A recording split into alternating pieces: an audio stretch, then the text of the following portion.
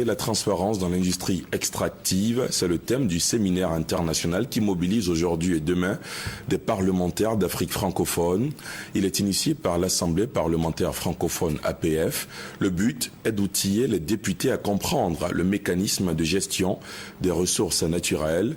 La finalité engage les parlementaires dans la lutte contre la pauvreté par le partage équitable des richesses naturelles que regorge l'Afrique et en particulier l'Afrique francophone. Brouléon.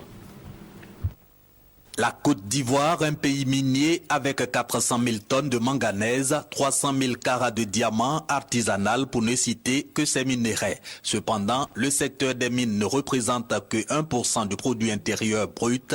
Les ressources naturelles ne profitent donc pas aux populations et le constat est le même en Afrique francophone. Nos populations vivent dans la misère. Et puis très souvent, l'abondance de ces ressources rime avec conflit.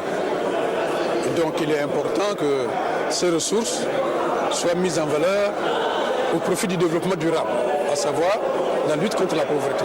Parvenir à une répartition équitable des ressources naturelles, surtout dans l'intérêt des populations, c'est le but des réflexions et échanges entre parlementaires à l'initiative de l'APF, l'Assemblée parlementaire de la francophonie. Tout a pour base l'ITIE, l'initiative sur la transparence des industries extractives, un outil de l'APF pour instaurer la bonne gouvernance dans l'exploitation des ressources naturelles. La Côte d'Ivoire, déclarée conforme à l'ITIE en 2013 et qui s'est doté d'un nouveau code minier pour la vulgarisation des activités de ce secteur, salue l'initiative. Grâce à ce séminaire, nous n'allons pas voter les projets de loi à l'aveuglette.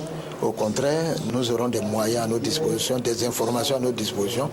Et chacun va lutter pour le plan national comme dans sa région. Jusqu'à ce mardi, les députés de l'espace francophone seront informés sur la norme ITIE, les étapes de sa mise en œuvre. Ils tenteront également de lever les éventuels obstacles à sa bonne marche, des travaux pour amener les parlementaires à mener des campagnes pertinentes en direction des communautés, notamment les riveraines des sites de production de minerais.